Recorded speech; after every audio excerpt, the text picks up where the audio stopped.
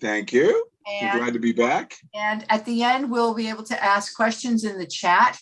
Wait, hold on. There's actually, what is this? Anything? Okay. So please take it away. Well, thank you. Shana Tova, I haven't seen. I'm just going to turn off my video so you will have the whole screen. Cool. Well, Shana Tova, I haven't seen any of you all year long, and I'm not seeing any of you now either because we're in a webinar. But thank you for coming. For those who weren't with me when we did, I think, 4 or 5 virtual tours to, virtual tours to Europe last year. I'm Israeli by choice, I like to say. I was not born in Israel. I was born in Canada, and I made Aliyah. Sorry, what's going on here? And I made Aliyah 33 years ago from Vancouver, so I'm a West Coaster. Married to a woman from New York, and we have 3 kids in their 20s. The youngest who's still doing his time in the military. He's got another 3 months left. So as Jew by birth and Israeli by choice, and what I've done in the past few months is put together being at home and being a tour guide, as you can see, unable to work out in the field. How do you tell the story of Israel? In 6, I actually audaciously set out to do it in 4 sessions, but I realized it's just too much material. In 6 sessions, how do you tell the story of what has happened from the origins of the Zionist movement to the present? And in the next month and a half, we're going to look at chronologically, different periods. The first one is the longest, and I will say up front, I might not quite get to 1948, even though that's the title of it, from the beginning of Zionism until 1948, and then we will go chronologically continue in the following 5 sessions. Of course, on the right-hand side is Theodore Herzl, the founder of political Zionism. We'll meet in a few minutes' time. On the left is the Jordan River and Kibbutz Degania, the first kibbutz in Israel, actually the first kibbutz in the world, founded in 1909. And contrast that when the Chalutzim, the pioneers, came 110 years ago or so, with the skyline that we see of Tel Aviv. That is not Los Angeles. If you've never been to Israel, when you come into Israel, you always come from, well, now you can actually come from the Emirates and Bahrain, but up until not that long ago, you came from the West, and this was, if you came during the day, the first thing you would see, the skyline of Tel Aviv, a city of less than 500,000 that was nothing more than sand dunes, as we'll see in a few minutes' time. So today we're going to look, as I said, at this period from mid-19th century to mid-20th century, what I've called from prayer to political movement to independence. There is Herzl, the founder of political Zionism, in a larger image, and there is the collection of the newspapers in Israel on the day that Israel was born, Friday, the 14th of May. When did Zionism begin? And every session I do, whether it's live, Zoom, in the field, I always begin my Jewish journey with a question of where it actually begins. And there's a big question in terms of where Zionism begins. And that's important because oftentimes we hear today in particular, in the hot potato that is the Israeli-Palestinian issue, shall we say, that Israel is here because of the Holocaust. The world sympathized with Israel, with the Jewish people after 6 million Jews were murdered by the Nazis and their accomplices. And therefore, in 1947, the UN recommended creating a Jewish state. Well, this session hopefully will take you most of that period without there being a Holocaust, right? From 1862 to 1939, really, when mass murder began, and give you an understanding of why Israel is actually here. Not because, but rather despite the Holocaust. So most people would say that political Zionism began in Basel, Switzerland, with Theodore Herzl, where he said in his diary at the end, in Basel, I founded the Jewish state. And we'll go a little bit deeper on that at that conference in a few minutes' time. But there are other people who might suggest, no, Mike, I disagree with you. And this being a Jewish crowd, I'm sure there's some of you out there who disagree with me, as you should. Maybe it began with our longing when we were slaves to come back to the land that God promised us in Canaan over 3,000 years ago. Or maybe, just maybe, it began when the first temple was destroyed and we were sent into exile in Babylon and we came back 50 years later, a little bit more than 50 years later. Or maybe when the second temple was destroyed and we were kicked out of Judea in 70 of the Common Era. Other people might say, no. I'm a Jew of Sephardic origin. I know that the first time that anybody mentions the idea of returning to Zion is Yehuda Halevi, the great Spanish medieval poet who wrote, "My heart is in the East. I am in the West, but my heart is in the East," 900 years ago. Well, every year, Jews all over the world sit around. I do it once a year. You guys do it twice a year because you live outside of Israel at the Passover Seder. And we say next year in Jerusalem. Is that when Zionism began? And as I said already a couple of minutes ago, today what we're going to do is we're going to look at the precursors of Zionism, even before Theodore Herzl, how Herzl develops the political movement of Zionism, and then what happens in the land of Israel, the Yishuv, the Jewish community in Palestine, largely as what I call the smallest of the responses to the 1-2 punch of Enlightenment and emancipation.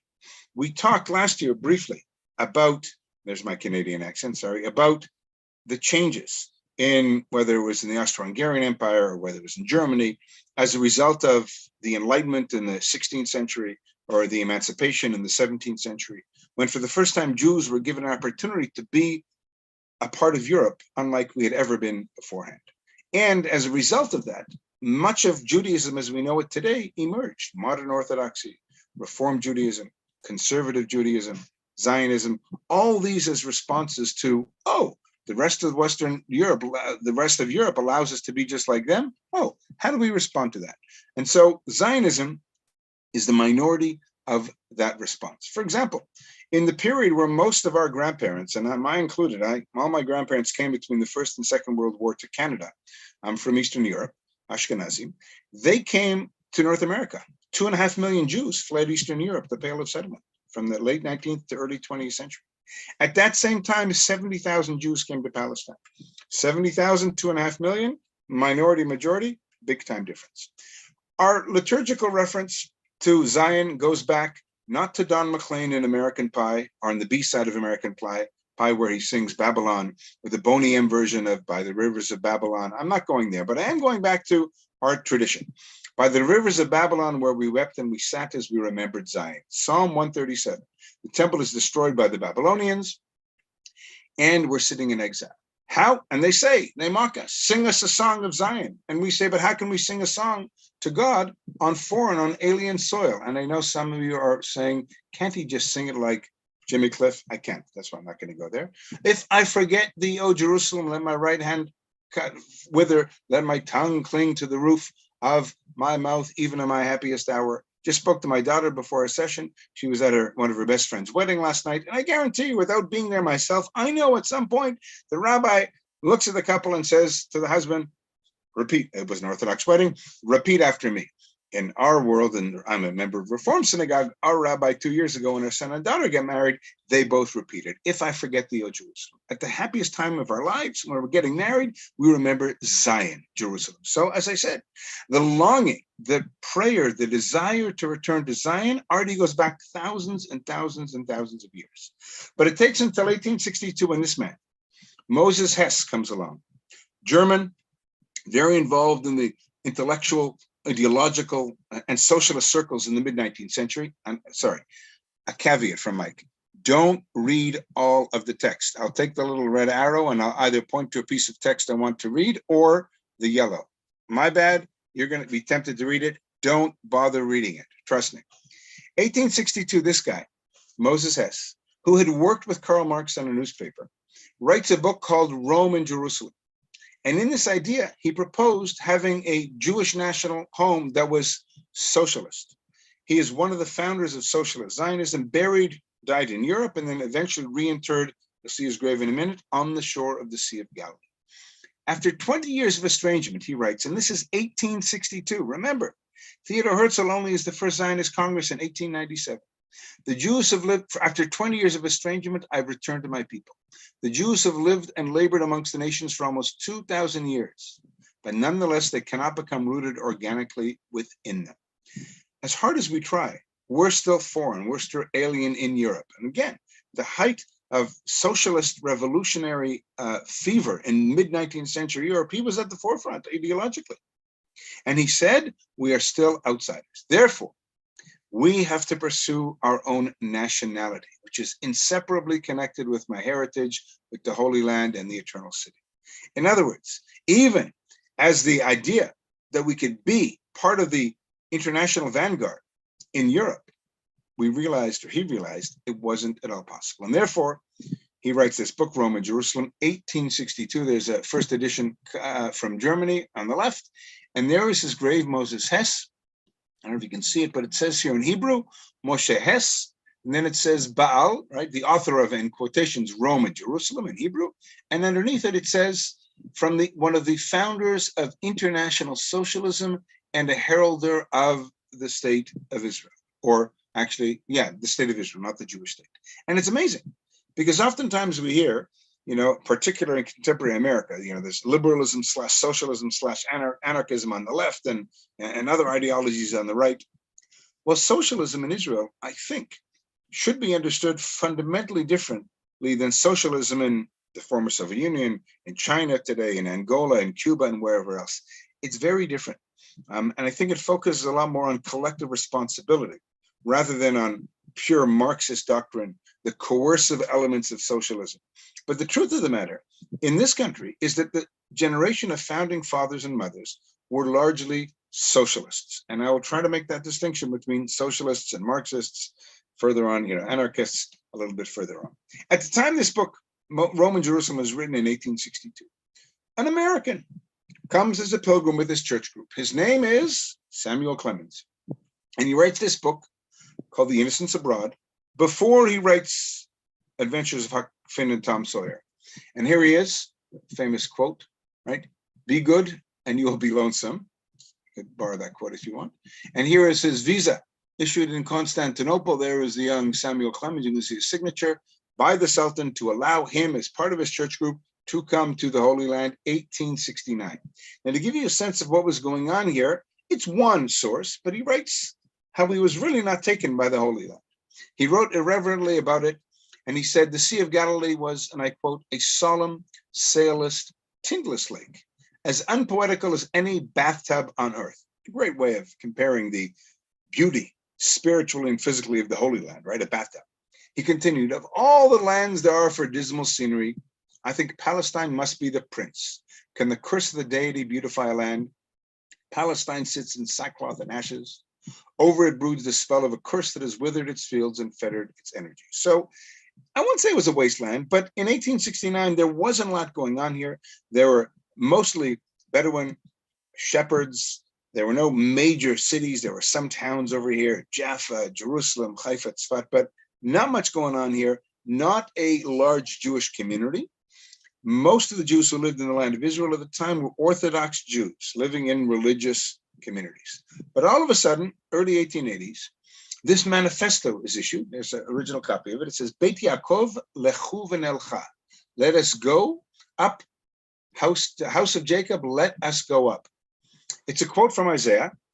And the idea of these barely a dozen university students, right, was Margaret Mead, who said, never doubt that a small group of people will change the world. In fact, usually it's only a small group of people who do so. So 14 of them, I should say, from the Ukraine moved to Palestine. And then settling at a little village called Mikveh Israel, a little farm outside of what is today Tel Aviv, they moved to this city of 250,000 today called Rishon LeZion. And they built the first Jewish town in the land of Israel already in the early 1880s. Other communities like Rosh Pina in the north were built by this small group at the same time. A second group called the Lovers of Zion, mostly from Romania and from the Pale of Settlement. So what is today a little bit of Poland, Lithuania, Belarusia, a little bit of Ukraine, a little bit of Hungary, Slovakia. They come here in the early 1880s as well. And they joined this other group of BILU in the city of Rishon LeZion. And from 1880, 81 really, after the assassination of Tsar Alexander II, when this massive exodus from Eastern Europe, think Anatevka for those who don't know their own personal family stories, right? Flee the pogroms of Eastern Europe. The vast majority come and settle in North America. Some Lithuanians go to South Africa, but very few, 35,000, come from 1880 to 1904 to the land of Israel. But what do? They establish these little agricultural villages that today are some of the most significant and largest cities in Israel. Rishon LeZion, I already mentioned. Rosh Pina, I mentioned. Zichron Yaakov, Petach Tikva. Right. Eventually, within a couple of years, they had some serious financial issues. Excuse me. They were supported economically by Baron Rothschild the French Baron Rothschild, who continues, by the way, his family continues to be supportive of many projects, the latest of which, by the way, is the National Library being built not as we speak, because I think it's the end of the workday here, but as we speak in Jerusalem. A second one of these precursors was a guy named Leon Pinsker, who also, in the Pale of Settlement, believed that the idea of the Tsarist regime under Alexander II in the mid-19th century would make all the Jews equal, like we had already begun to be equal in Western Europe. But all of a sudden, after the murder of this liberator Tsar, Alexander II, in 1881, he was shocked with this massive wave of pogroms. He studies medicine, and then he writes this book called Auto-Emancipation in 1882. In a sense, he said that because of anti-Semitism, we had to have our own national home. And he was very much inspired and a part of this movement of the lovers of Zion, as I already mentioned beforehand. And the idea of Pinsker was very much that nationalism was necessary for the Jewish people, largely because the rest of the world had rejected us. And I quote from his book, "The Jews are not a living nation. They are everywhere aliens, therefore they are despised. The creation of a Jewish nationality of a people living upon its own soil, the auto-emancipation of the Jews." In other words, Europe had already emancipated us. Okay, we've been given the ability to be just like everybody else. And here is Pinsker on the left-hand side. But the problem now is we have to auto-emancipate ourselves. We must create our own national entity because we're not clearly fitting into Russia, France, Austro-Hungarian Empire, or whatever. And here he is at the Katowice in Western Poland, Lovers of Zion, Chovevei Zion Conference. There are 32 delegates, and I don't know if you can pick them out. Put the circle there. 1884, there is Leon Pinsker. So 1862, a book is written already calling for the creation of a Jewish state. 1882, another book is written calling for the creation of the Jewish state. It's happening, but in a very, very, very low ember. Again, contextually, at the same time, hundreds of thousands of Jews almost every year are fleeing that area and going west. A few thousands, that's it. A couple of handfuls are coming to settle in the land of Israel. Another one of these early people was a guy named Eliezer ben Yehuda. You might have a book on your bookshelf of Eliezer ben Yehuda because he was the guy who founded Hebrew as a modern language. Comes to the land of Israel from Lithuania, and he writes in Hebrew. His idea was that if we are going to have our own national entity, we must be able to communicate in a common language. And so he says, all right, we will create a new language. He was actually heavily criticized by his wife and most of their friends. They took a vow not to speak anything but Hebrew to his children. And so his first son, Itamar, only spoke when he was 4 years old. Everybody thought he had some learning issues, but ultimately, he was just living in a house where the parents spoke one language and everybody outside spoke Yiddish or Russian or whatever other language. And what does Ben Yehuda write? 1880. This people, that's us, has unlimited potential.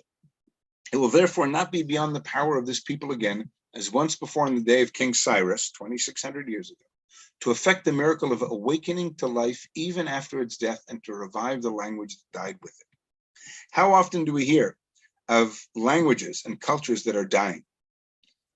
Like bird species that are becoming extinct. Hebrew is probably the only language in the modern era in 140 years that was created out of this language of prayer, a dead language, not a living language, of prayer and a language of Bible.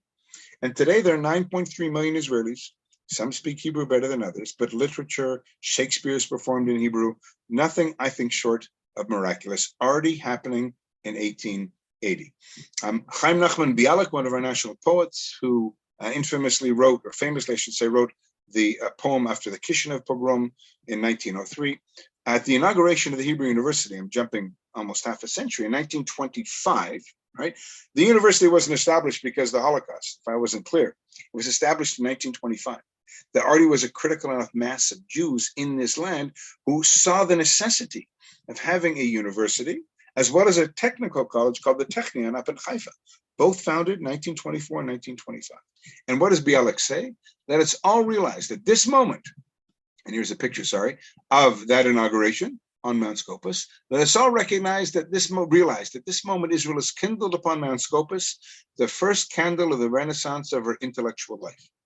So it's step one, recognize that we need to have a Jewish homeland.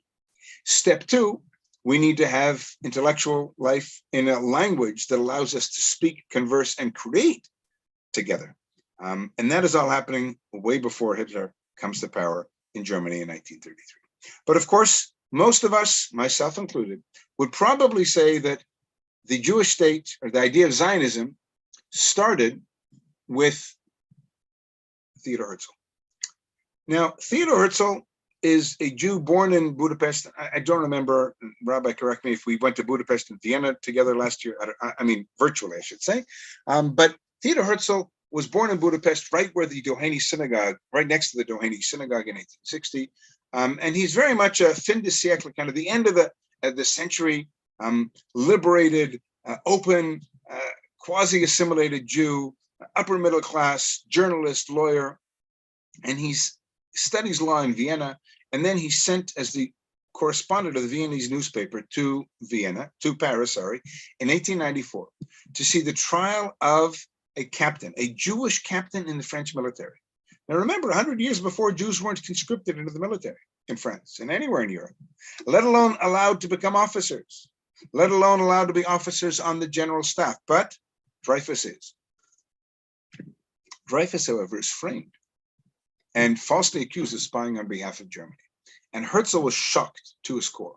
And he writes the following. This is by his biography.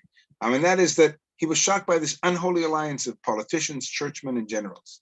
And what really shocked Herzl was at the end of the trial, which really was divided between the Dreyfusards and the anti-Dreyfusards, those who protested his innocence, including the great French author and political polemicist Emile Zola, who wrote J'accuse, accusing the French military establishment of unnecessarily framing this Captain Dreyfus and the military establishment.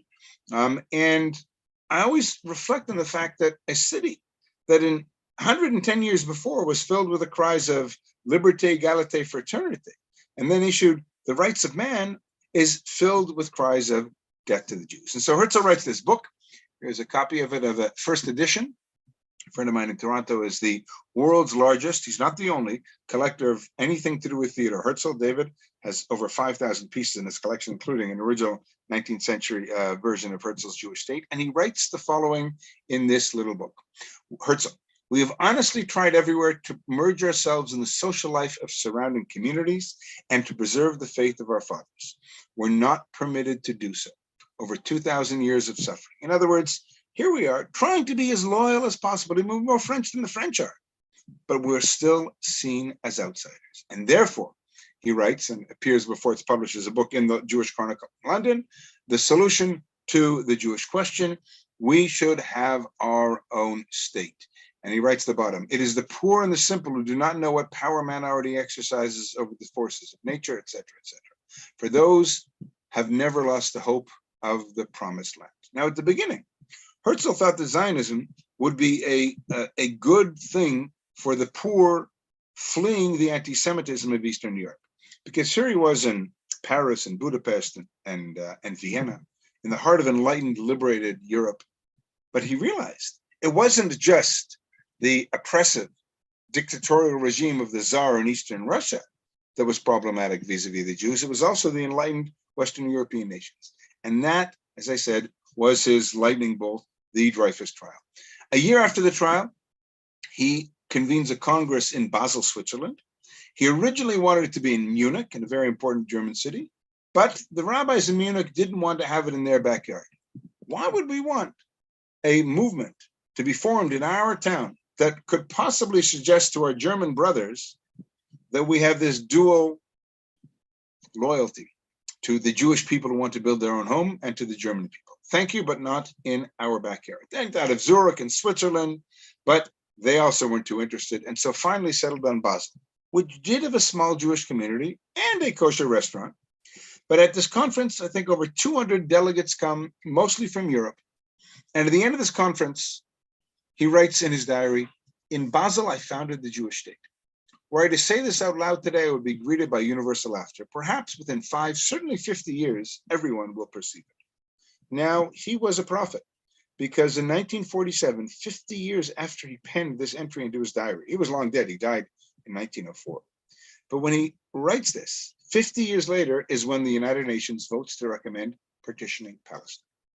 24 countries send representatives. Women were actually there as well, which was fascinating, and women had the vote. I remind you, this was 21 years, I think, it was in 1918 before women got the vote in America. So women were allowed to vote in the Zionist movement even before they were allowed to vote in most Western countries. And that Congress in Basel sets up the WZO, the World Zionist Organization, with many ideological parties. Yes, it's Zionism, but we've got lots of factions and fractions and ideological disagreements, of course, and ultimately became the main governing authority of the Jewish community in the land of Israel. A third, I don't want to say precursor of Zionism, but you can see by his birth, he was born before the Zionist Congress, was Nachum Sirkin, born in Minsk, not Pinsk, by the way, in what is today Belarusia. And he writes, right after the first Zionist Congress, after attending it, a book called The Jewish Problem and the Socialist Jewish State. He died in America, I think, or in Europe or in America, I don't remember where, but eventually he was also reinterred in the land of Israel, on the shore of the Sea of Galilee, very close to Mr. Moses Hess. And he writes the following: the Jewish state can come about only if it is socialist.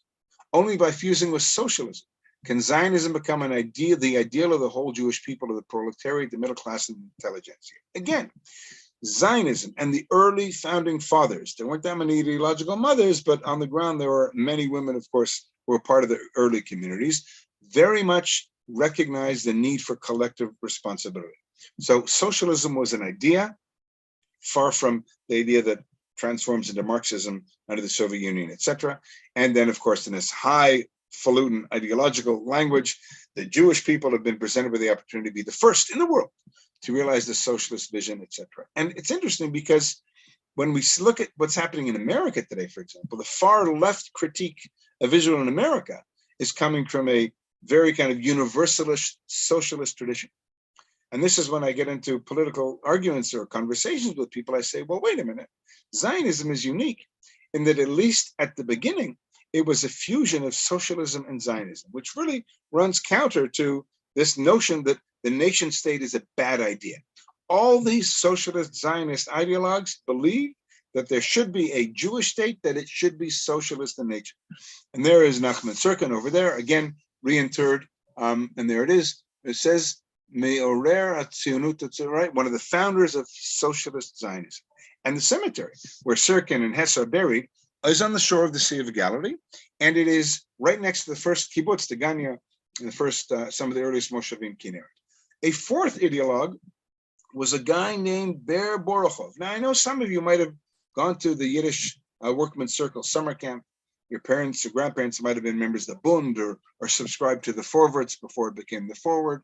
But the idea, of course, of Yiddish as a panacea, late 19th, early 20th century, to the ills or the challenges of the Jewish people. Think of the YIVO Institute founded in Vilnius in the 1920s as well. Yiddish as a culture, as a worldview, was very important as well. And this guy, Ber Borochov, was very involved in this socialist Yiddish workers' union that ultimately formed a political party, the Workers of Zion. Eventually, he too is reinterred into Israel. It comes back to Israel. Don't even read this, the big text over here. But what does he say? Political territorial autonomy in Palestine is the ultimate aim of Zionism. Socialist, but yet calling for the creation of a national entity.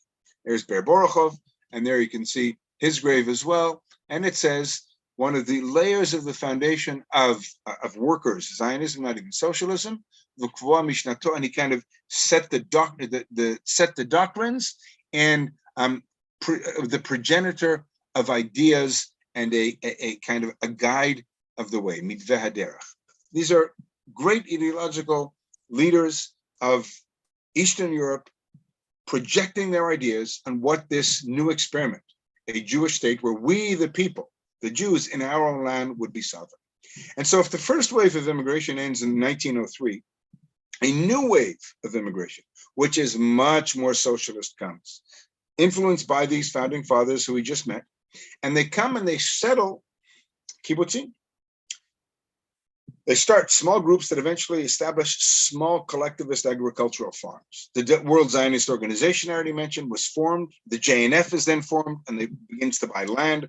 Our boobies and zaydis put nickel to penny to dime to buy, a tree or a plot of land in the land of Israel. The first Hebrew Teacher Federation was established in Israel in 1903, way before any Holocaust. Keep that in mind. The WZO created this training farm for people to come and learn how to become farmers.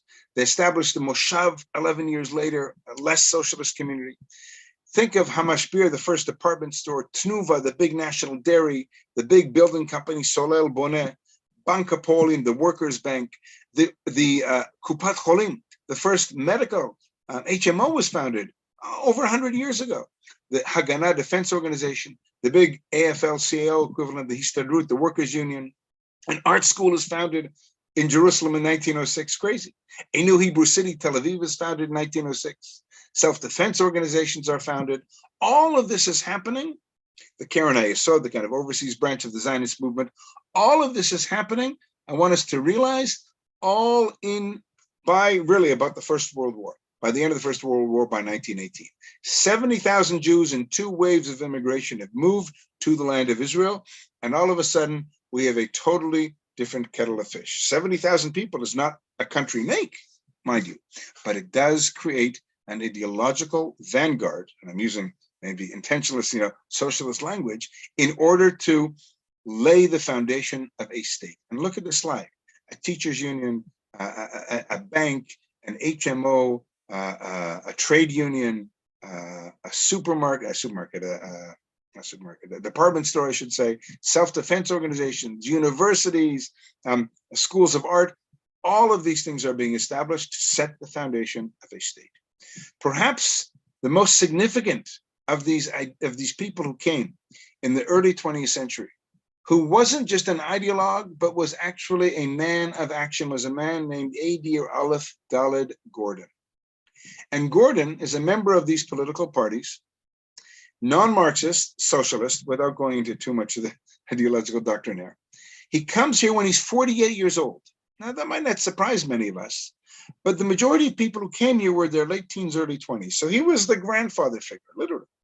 He wandered the country for 15 years after his wife dies, and he finally settles at a kibbutz on the shore, first kibbutz, Degania, on the shore of the Sea of Galilee. And he believes in this idea of the religion of labor. He says, the land of Israel is acquired through labor, not through fire and not through blood.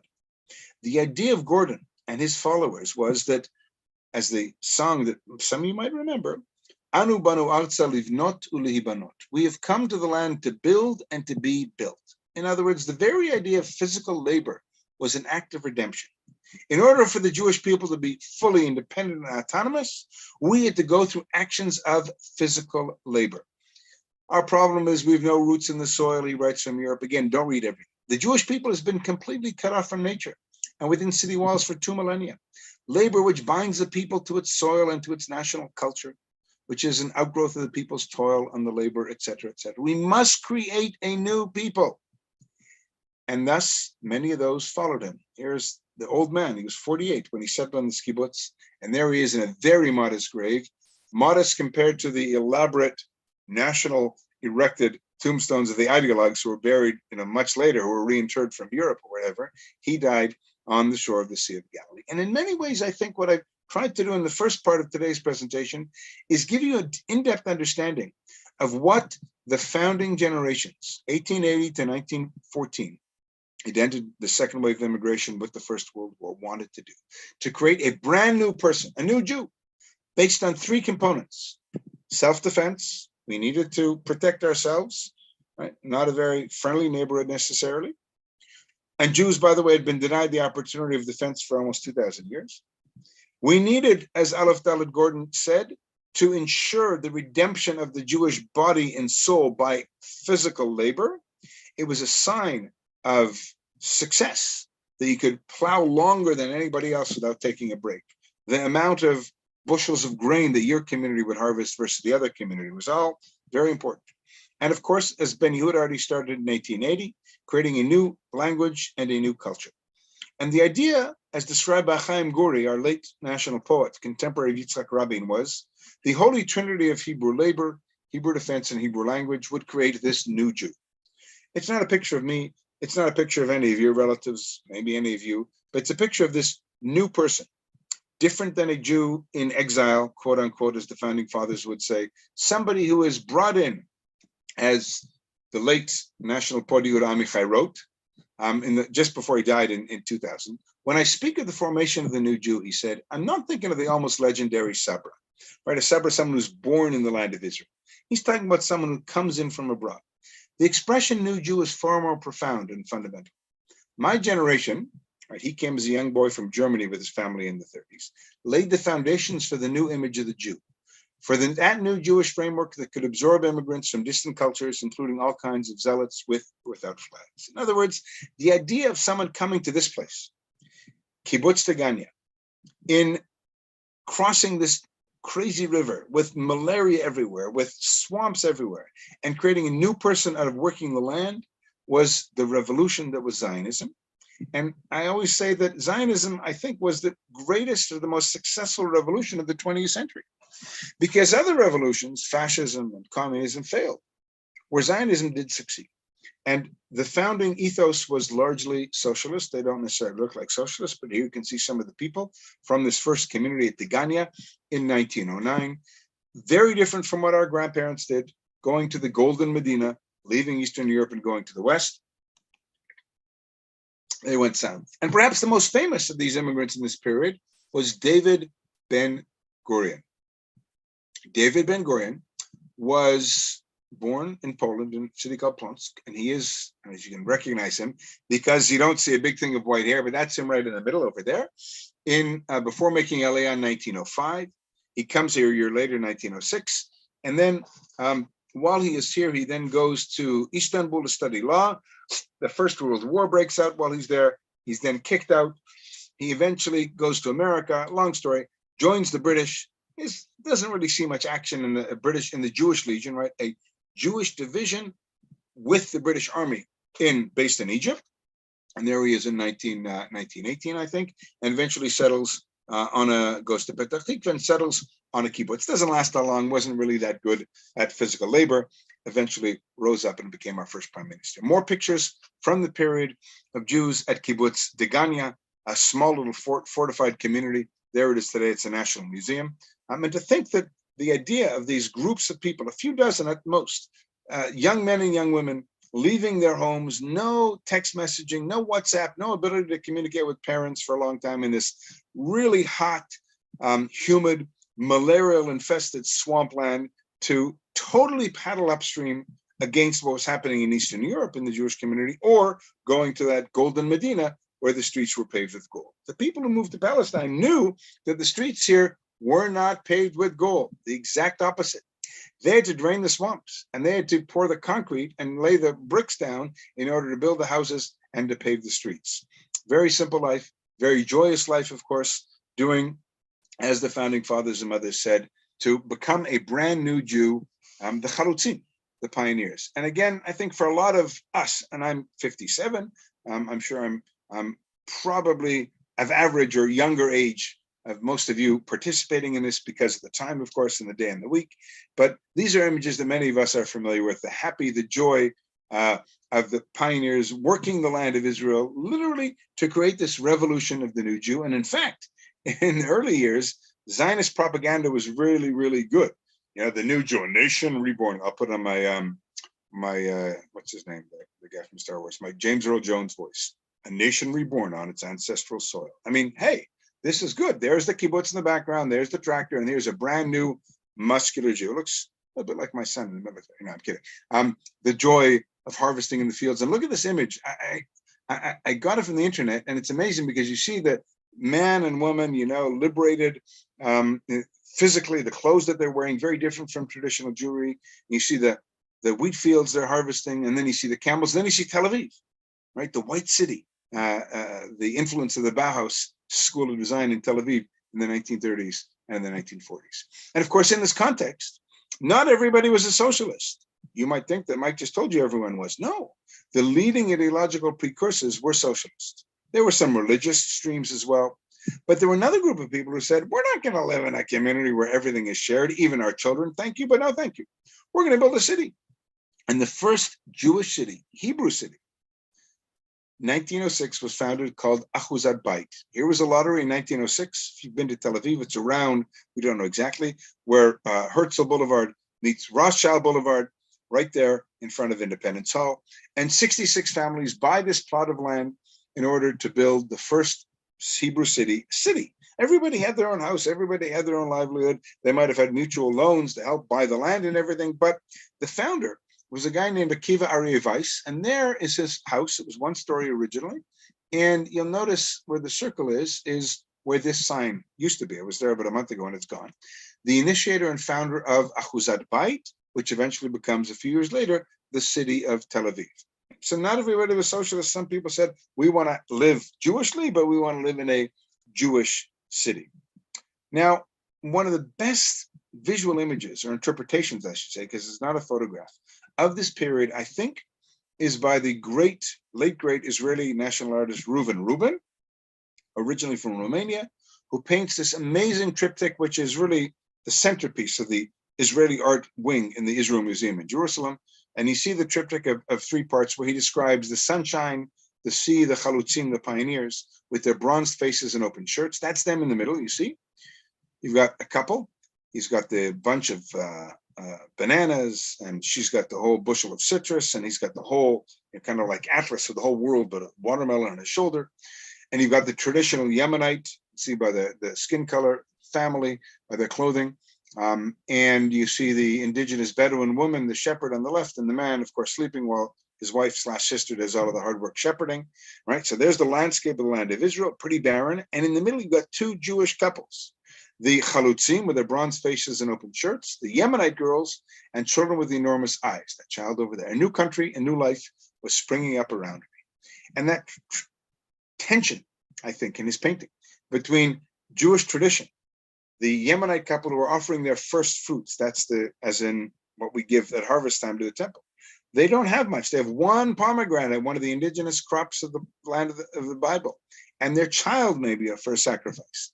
Whereas the chalutzim, the new pioneer, is very kind of mythological in style and the way they're presented by the artist, with these massive agricultural commodities that can serve more than just their little family, but are part of that collective of lots of bananas, lots of watermelon to go around, and lots of oranges. Fast forward to the end of the First World War, it's still happening, I should say, the war, 1617. And the French and British reach an agreement called the Sykes-Picot Agreement. There is Israel over there to the left, the Mediterranean Sea. And they pretty much draw this line that, according to which, straight line in the desert, that this area over here would be under French influence after the war, and this area here would be under English influence. That was the idea originally. You can see here on another map of how the green was pretty much supposed to be French influence, and the yellow and brown was supposed to be under various levels of British influence, and Palestine was supposed to be under international control. That was the plan, 1916-17. It was never formalized. We oftentimes heard in the Arab Spring a couple of years ago how a century after Sykes-Picot, the artificial creation of these national entities, which never existed before, Syria, Jordan, is pretty much gone.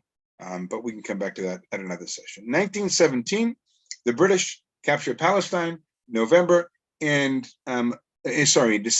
and already in November, just before the capture of Palestine under Allenby, the British Foreign Office issues the Balfour Declaration, in which Lord Balfour, the Foreign Secretary, says the following in a letter to Lord Rothschild, the cousin of or brother, I think, of the French Rothschild. His Majesty's government view with favor, and listen to the language, the establishment in Palestine of a national home for the Jewish people. Doesn't say country, doesn't say independent home, it says it's a national home, and will use their best endeavors to facilitate the achievement of this object, etc. Nothing shall be done which may prejudice the civil and religious rights of existing non-Jewish communities in Palestine, or the rights and political status enjoyed by Jews in any other country. So it's a declaration of intent, but it doesn't mean there's going to be a Jewish state, right? It says that we support the idea of a national home for the Jews. This is 1917. There is a war going on still. British have not yet taken over Palestine. In 1915, there was something called the Zion Mule Corps fighting with the British. Then there's another group that I mentioned that Ben Gurion joins as well, right? I already mentioned its name. Another branch within the British fighting forces, the Jewish Brigade. And all of a sudden, this declaration electrifies the Jewish world. Ben Gurion, who was in the States at the time, he had not yet joined the British military, writes that only the Hebrew people, it's nice what the British have done, but only us, only we can transform this right into a tangible fact. Only they, with body and soul, with their strength and capital, must build the national home and bring about their national redemption. The Jewish people had to do it on their own. Right afterwards, 2 months later, land was purchased for the Hebrew University, which opened 7 years later, as I said. And shortly thereafter, there was an attack in a place called Tel Chai. Now, Tel Chai is situated, it's actually where my daughter and her boyfriend just finished their undergraduate degree in education, literally right underneath this town of Metula. And in 1920, as the British and French are trying to figure out where the border is going to be, right? The Sykes-Picot idea, the red line is a border across here, not very viable, but eventually they set this light blue line as the border between Lebanon and Israel, and eventually between Syria and Israel. That's the idea in 1920, 2022, I should say. But sorry, I didn't want that. But in 1920, on the 1st of March, at this little fort called Tel Chai, there was an attack. 4 Jewish communities lived up in this area from here upwards, one of them Metula, a town today, and they were attacked. In the uncertainty of where the border was going to be established eventually, there was a wave of violence, Arabs attacked, and there was a debate amongst the Jewish leadership in the country. Should we send reinforcements or should we abandon this community? Now, this is 1920. They decided to send reinforcements and not to abandon it. And I think that notion of security and settlement is something that continues pre-48 and continues to the present day as well. There are those within Israel who believe that having settlements in, or Jewish communities in Judea, Samaria, or settlements in the West Bank increase our security. There are others Israelis who think it's the exact opposite, but there is a linkage. And if you look at the border drawn from 1949, when the armistice is signed with Israel and our neighbors, it is largely around where Jewish communities had been settled in the period leading up to 1948. One of the defenders, Joseph Trumpeldor on the right-hand side, again, who had established that, who had fought, I should say, in the Russian-Japanese War and lost an arm in 1905, 1906, is reported to have said, Tov lamut ba'ad artzenu, it is good to die for one's country. And his tomb and the other 7 people who were killed in 1920 is still there in Tel Chai, very important national site, reflecting on settlement as necessary to determining borders in the future and to security as well.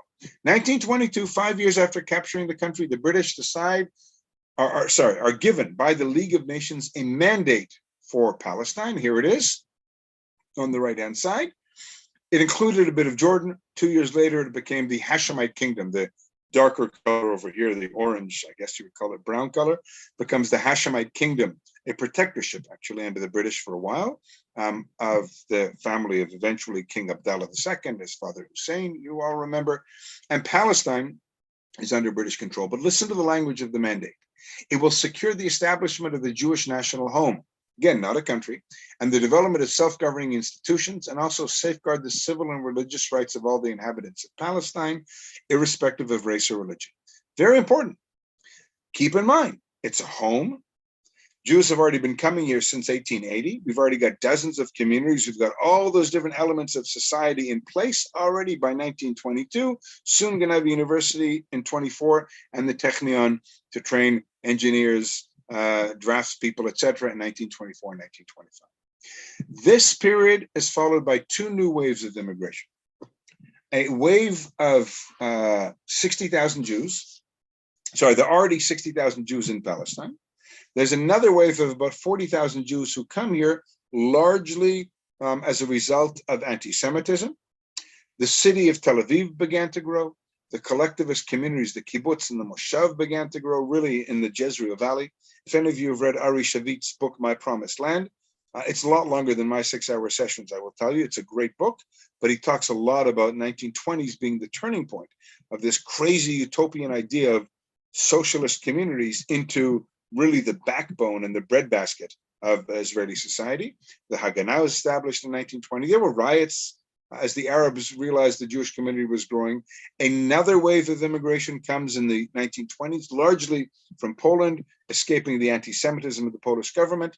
And by the end of the 1920s, early 30s, there were already 3 times as many Jews in Palestine, 175,000, still more Arabs in the country at that time. Another ideologue, Burl Katznelson, I don't know how many of you have heard of him, but he was a contemporary of David Ben-Gurion. He really was one of the doers. So you had the ideologues in the 19th century. He was ideological, but he created a lot of things like we've already seen, the Histadrut labor union, et cetera, the newspaper Davar.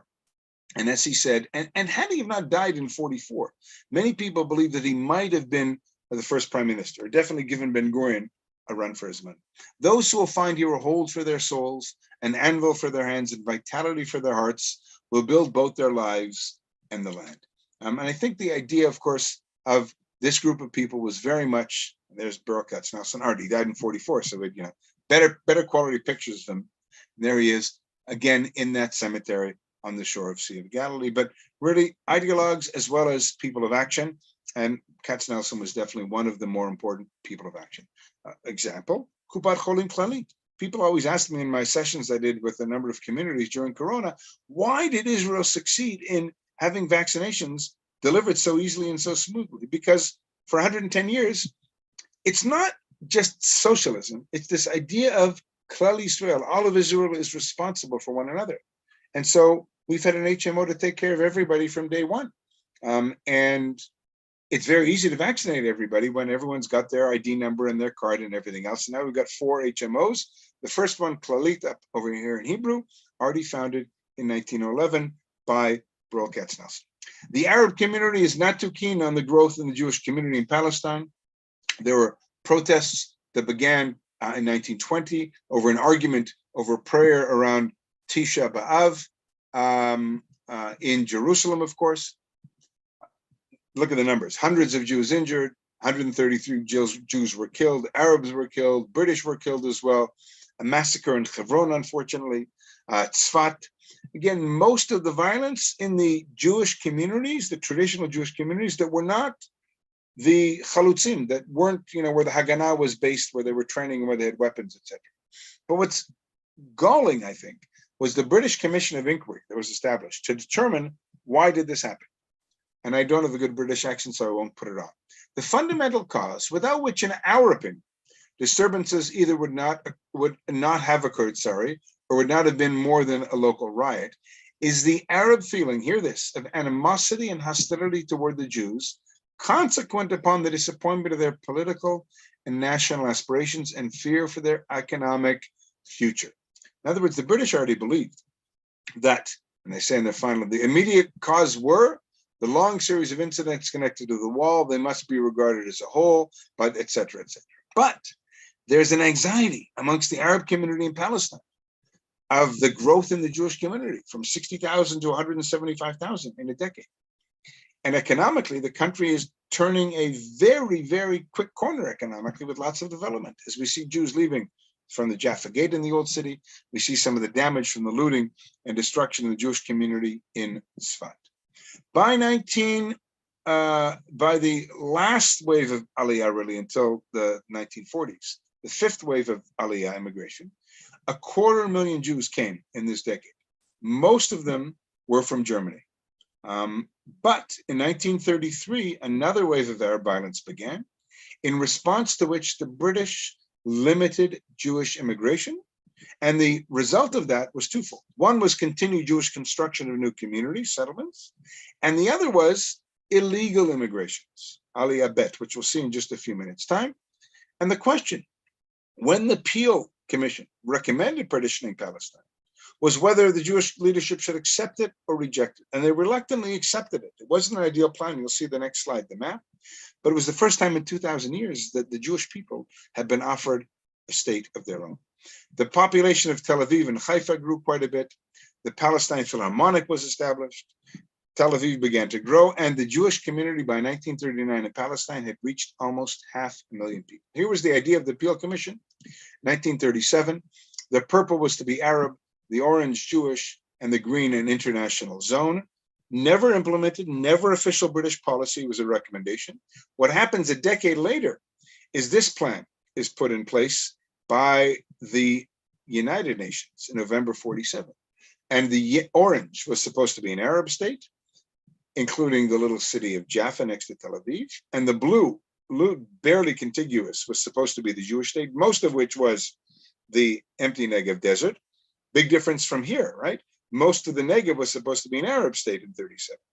And Jerusalem and Bethlehem, internationally important to Jews, Christians, and Muslims, was going to be a city open up to everyone. That was the idea of 37. I just put that 47 image there to kind of contrast. What happens? Why is this massive wave of violence start in 1936? Hundreds, a couple thousand actually, Jews, Arabs, and Muslims are killed. It's this massive Arab protest where the Arab leadership realizes the Jewish community is not only here to stay, but is a permanent force that needs to be reckoned with. And really in this one little area, in North Tel Aviv, half a dozen things transpire, events transpire that really make the Palestinian leadership realize what's going on. The first Jewish Olympics, the Maccabi as founded in 32. In 36, when we can't compete in Berlin, the Olympics, more and more Jews come to participate. Jews are athletes, who knew? The Levant Fair, hundreds of Jewish businesses and products produced in the land are exhibited, and people come from all across the Middle East in 34. The Palestine Philharmonic, as I already mentioned, not only does Toscanini leave Italy, not Jewish Toscanini, but he hated Mussolini. He had all these amazing Jewish musicians who were fleeing Germany, the center of European culture, until Hitler comes to power. There is a port that is built. When the Arabs closed the port in Jaffa to Jewish immigration and Jewish business, the Jews build a new port in North Tel Aviv. Electric power station is built in 1938. And finally, an airport, just closed down a couple of years ago, is built as well. All these events are happening. And the Arab leadership realizes this is serious.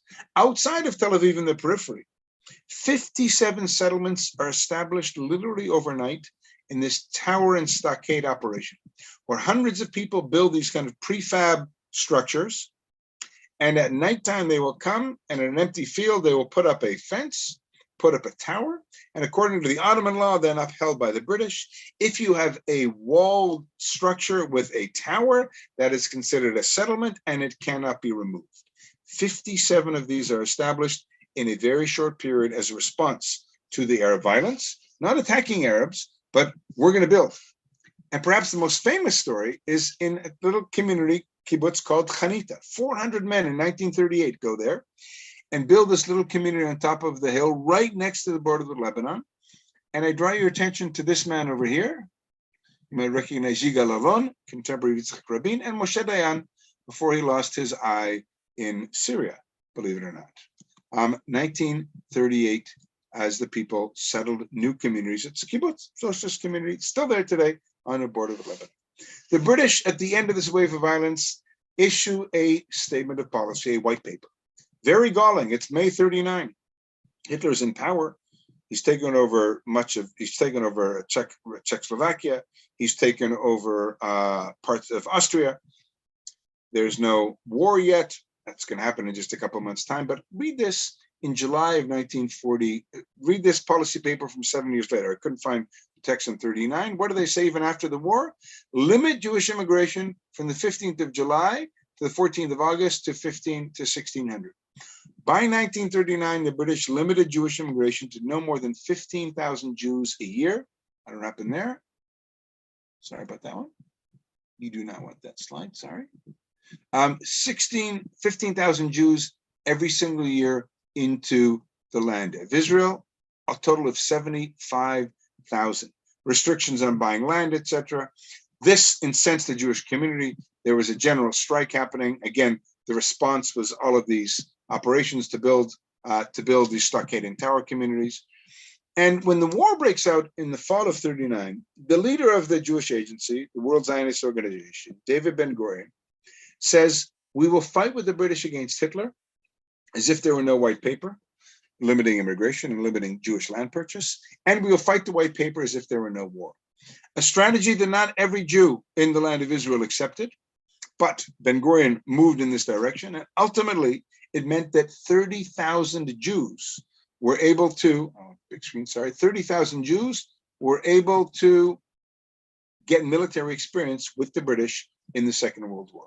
Again, response to the stockade and tower, 11 of these communities built, forget this, 11 communities built in the Negev in one night in 1946. Forget that, don't read that. Anyway, I'm looking at my clock. Illegal immigration starts in 39 when the British have limited immigration, quotas to Israel. The most famous story is the story of the Exodus. The ship in 1947, after the Holocaust, 4,500 mostly Holocaust survivors are stuffed onto the former President Warfield ferry that used to go across Chesapeake Bay. The British find out about it. The British force the boat to stop. The British attack the boat. A few people are killed. The boat is no longer seaworthy. They take all 4,500 people off the boat, put them back onto boats that send them eventually to a displaced person camp in Cyprus. More boats are coming. You see the British soldiers stopping them from coming in, sometimes landing not near the major port, kind of just going as far as they can and then walking or swimming on shore. Over 100,000 Jews came in illegal immigration from 1939 to 39 until 1948. We're almost at the end. We're going to open up to Q. I've got about 5-10 minutes for some Q&A. The UN partition plan, I already mentioned, November 29, 1947. We've seen this map, but I want you to contrast the map on the right-hand side. The armistice agreement signed after Israel declares independence, Egypt, Jordan, Iraq, Syria, Lebanon, Palestinians all attack Israel. And by the time the dust settled, and you see this line over here, it's a bit faint, it's the original map. Here is the line, the green line. I put those arrows there to show you where it is. Israel is 9 to 10 miles wide at the city of Netanya. There is no independent Palestinian state. This area, Gaza, becomes Egypt. This is Israel. This is Israel. This is Israel. The West Bank is smaller, and the West Bank and Eastern Jerusalem are annexed illegally by Jordan. But Israel is larger, as you can see on this map, than these three light blue sections that were suggested to Israel, proposed to Israel in the United Nations proposal in November of 1949. And of course, Israel declares independence, May 14th, 1948. There is Ben-Gurion under the portrait of Herzl and the two flags of Israel in front of Tel Aviv Art Museum, crowds of thousands, as inside at 4 p.m. on Friday afternoon, Ben-Gurion declares Israeli independence. And I love this picture, very telling of the excitement of really that dream of 2,500 years or 3,200 years, the political movement of 100 and, well, by this time, not even of 50 years from 1897, the idea of the progenitors of the idea of Zionism in the 1860s and 1870s and 1880s. And here we see Ben-Gurion and their Golda Meir signing this Declaration of Independence. Have we lived up to everything we put down in that Declaration of Independence? I'm not so sure. But you know what? We'll address that in the next 5 sessions. Last thing, why is the UN ultimately pass? The first country that recognized Israel is the United States. The president at the time, Harry Truman, a devout Baptist, recognizes Israel, is given this Torah by our first president, Chaim Weizmann, and he referred to himself when he was given that Torah, President Truman, as Koresh, Cyrus, like the Persian monarch 2,600 years ago, who told the Jews to go back to the land of Israel and build themselves a temple. So too Truman, by overriding what his Secretary of State wanted, George Marshall wanted to reject Israeli independence. 11 minutes after Israel independence, he sent a telegram saying, welcome, welcome, welcome. And thankfully, we've been here ever since. And with that, I've actually still got some air left to deal with any questions. I bring to a close before Q&A, early ideas of Zionism, dreams, prayers, political ideas, ending up with the building of the state, of the society, I should say, before the declaration of the state in 1948. Please. That was fascinating. And I'm going to invite people to ask questions in the Q&A or in the chat. I have a question. Was there ever a time or a part of Israel or a movement or something where the Arabs and Jews were cooperative? Because we just hear about the hostility, but was there a cooperation in any way? Actually, out of the Hebrew University, a guy named Martin Buber, the philosopher, many of you are familiar with, and the other names are escaping me. I'll come back to me in just a few minutes. There was an idea of the Ichud, I-C-H or I-H-U-D, which was a working toward a binational state. These were academics at the Hebrew University in the 20s and 30s, and they were very much involved in this idea of creating a binational state. It was a minority opinion, to say the least. And I think in Israel, it's really very fringe, the idea of a one-state solution. It's becoming more popular in the Palestinian world, out of the recognition that if they can't defeat Israel militarily, if they can't defeat Israel through, or if they can't achieve Palestinian independence through negotiation, we'll just push to have one state between the Jordan and the Mediterranean, one person, one vote, and then we'll eventually have a Palestinian state. But the Ichud was a short-lived experiment of some academics at the Hebrew University. And why do you think the Palestinians or the Arabs rejected the partition? It's a good question. And most of what I put up there now, I think, is objective, and I put facts up there. But I always say that as a student of history and as an educator, I still am making a subjective choice as to what to include and what to exclude. So I don't talk about religious Zionism that much, right? It wasn't that it wasn't there, it wasn't the major part. I don't talk about revisionist Zionism, Begin and Jabotinsky. I talk a little bit about it. But in my understanding, that they were a smaller part of the Zionist leadership. And so I don't talk about Palestinian nationalism as well. But I would argue, and somebody could challenge me if they want on this, that Palestinian nationalism is very different than Jewish nationalism, Zionism. Why? And that's why it began with, by the rivers of Babylon, where we wept as we longed for Zion.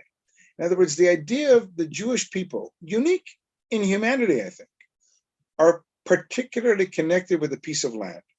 That's why when people say to me, well, I'm Jewish, but I have nothing with Israel. I'm like, well, I go to synagogue regularly, but it's there. I mean, there is a people and a book and a land. And I think Zionism was successful because it combined the idea, as Herzl said very clearly, of a safe haven for Jews suffering from anti-Semitism, but it was also a place where, like Ben Yehuda said, and the other ideologues I mentioned, we need to create a brand new persona. I think Palestinian nationalism emerges in the 20th century largely in response to Zionism. If Zionism wasn't here, I'm not sure that Palestinian nationalism would have emerged, just as we see in the Middle East today. I read an article actually in the Times, New York Times yesterday, and in Foreign Affairs last month, 2 months ago, a decade, literally, since the Arab Spring began in 2011. And where is the Arab world today? Yes, there's a female president or prime minister in Tunisia today, but by and large, nationalism in the Middle East has not really taken root. And it's quite challenging and quite problematic. And so I think, and I've been challenged by this before, but I really, really think that Palestinian nationalism did not succeed and hasn't succeeded, in that if you look at, the ideological elements that make up Palestinian nationalism, too much of it, in my opinion, is about them feeling they've been given a bad deal and they've lost and they're humiliated by the Jews, rather than, if you think of Zionism, it's the cup half full and the cup half empty at the same time, whereas I think Palestinian nationalism is much more focused on the cup being half empty. Tragically, I believe, for the Palestinians. Okay, so we have 2 questions.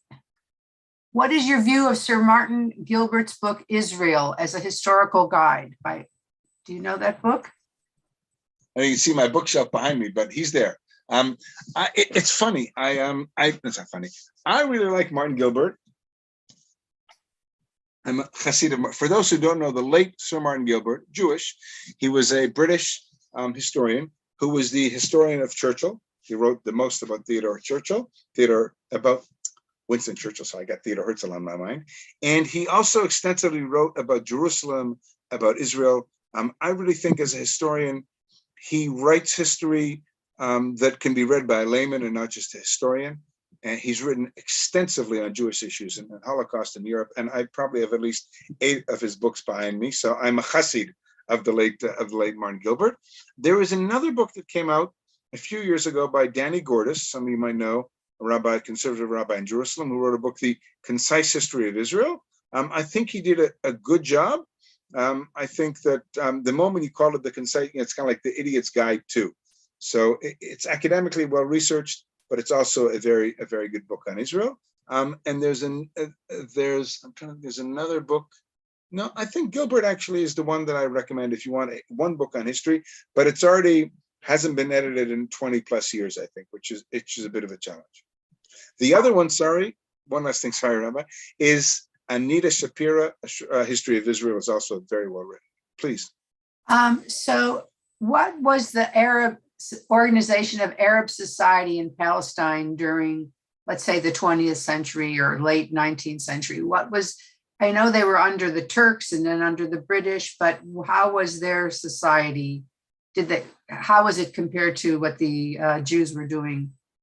It's a good question. I think for most of history, really since the 7th century, since Islam grew out of Saudi Arabia and came across Saudi Arabia today, and grew across Africa and went into the Iberian Peninsula, largely in Islam, the idea of Islam, which is similar, I think, to Christianity, is that you're part of the ulama, you're part of the faith community. And the idea of a national entity is something that is largely foreign, I think, in Middle Eastern / Islamic society. And so there are Arab countries, but not successful on a national level. Look at Egypt, look at what's happening in Syria, look at the artificial monarchies established in Iraq that didn't succeed, artificial monarchies that were established in Jordan, which are barely there. And I think that in Palestine at the time, there was no organized community per se. There were hundreds of thousands of Arabs who were living here. The majority were Bedouin. There were some urbanized Arabs in cities like Nablus and Jerusalem and Jaffa and Tzfat and Hebron and Tiberias, but not organized in the kind of a national communal way. And I think that the difference in the Jewish community and the success, even in the war in 1948, has to do with organization. In 1920, when 8 people are killed at Tel Chai in March in the northern reaches of the country, there is a discussion as to whether the Jewish community should send reinforcements up to the fringe, of the land to defend them. You didn't have that sense of national connectivity, I think. One last example before, if there's another question, Rabbi. In 1948, in the War of Independence, in the battle over Jerusalem, right? The War of Independence begins, it really is a civil war. Once the British say we're leaving, the fall of 47, until they leave in May of 48, there's a civil war between the Jewish and Arab communities in Palestine. And one of the most important battles were over roads and over mixed communities, Jerusalem. And the road to Jerusalem, highway number 1, was the major place of battle. For those who have been here, the armored vehicles were stored on the side of the road. And a place called the Kastel, just outside of Jerusalem, opposite Mevaseret Zion. I think, don't you have a connection with Maya Leibovitz's community there, Rabbi? No? Our schools might. So there's a Reformed community there. And across the highway at the Kastel, there is a battle. And the Jewish forces are losing it until one day, 2 soldiers, shoot somebody. They don't know who it is. And then all of a sudden, all the Arab forces within 12 hours retreat. And they find out that the guy they've killed is El Husseini, the cousin of El Hajamin, the political religious leader of the Arab community. And literally thousands of Arab soldiers flee to his funeral. And the Jewish community, the few Jews, I should say, fighting in the Kastel, win the battle because they ran away following their charismatic leader. And the point is that they weren't disciplined soldiers. Not that every soldier in the Haganah was disciplined. Many were Holocaust survivors who got off a boat and were given a gun. But the notion of collective national responsibility versus loyalty to a personal charismatic leader is very different in battle. And that, I think, helps explain not just a particular battle, not just the Jewish military success in the War of Independence, but I think the staying power of Zionism in contrast to the not so successful staying power of Palestinian nationalism. Okay, so we have to really stop. But one last question was, where were the Christians in all of this, or were they in it at all at this point? Good question. So there were Christians in the Holy Land. There are two types of Christians. The first were foreign Christians who really, starting after the Crimean War in the 1850s, the Ottomans gave a lot of concessions to European countries, and they started to build. If you've been to Jerusalem, you've seen the Russian Orthodox Church and this German church and that German church and the Austrian church and whatever else. And so you had foreign Christians building institutions, churches, whatever, in the Holy Land, hospitals. And then you had a small number of Arab Christians, much smaller than, let's say, in Lebanon, for example, for those who are familiar with Lebanese history, but a minority that ideologically were very much involved in Palestinian nationalism. Why? It's kind of like the Druze, the Arab-speaking minority in Israel. They're very loyal to the majority because they're a small group, and that offers them a means of protection in the larger society. And so Christian Arabs were very much ideologically at the forefront of the movement. If you look at Google Christian, if you Google Palestinian nationalism ideologues, a lot of them will be Christian. And in our lifetime, Hanan Ashrawi, many of you remember, is the female spokeswoman for the PLO. She's Christian. The mayor of Bethlehem is Christian. There's always one or two members of the cabinet of the Palestinian Authority who are Christian, but it's a very, very, very small minority. In Israel, for example, there are 2 million Arabs, about 120,000 Israeli citizens, not West Bank or Gaza. 120,000, 140,000 maybe are Arab. Very small percentage. Christian, you mean? A Christian Arab, thank you. So I want to thank you. If there are more questions, you can email Mike and he will answer you, volunteering you. God willing. And what's your email? It's really straightforward. It's Mike Hollander, tourguide@gmail.com. Mike Hollander, tourguide@gmail.com for other questions, because I know there are people who have more. I want to thank you so much. It was really interesting, and we look forward to next week at the same time for part 2 of this 6-part series. My absolute pleasure, Rabbi. I'm writing my email here. It's long, but it actually makes a lot of sense. Mike Hollander, gmail.com. Yeah. Okay, everyone. There it Thank is. you. All right, I will see you all next week. Okay. Bye-bye.